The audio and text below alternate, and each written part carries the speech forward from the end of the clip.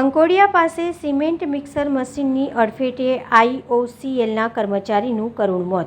Mixer મશીનની અડફેટે રિફાઇનરીના કર્મચારીનું મોત. વડોદરાના અકસ્માતોની સંખ્યામાં વધારો થઈ રહ્યો છે. આજે સવારે વધુ એક અકસ્માતમાં નોકરીએથી છૂટીને ઘરે જતા કર્મચારીએ જીવ ગુમાવ્યો હતો. વડોદરા નજીક અંકોડિયા પાસે સિમેન્ટ મિક્સર મશીનની અડફેટે IOCLના કર્મચારીનું કરુણ મોત થયું હતું.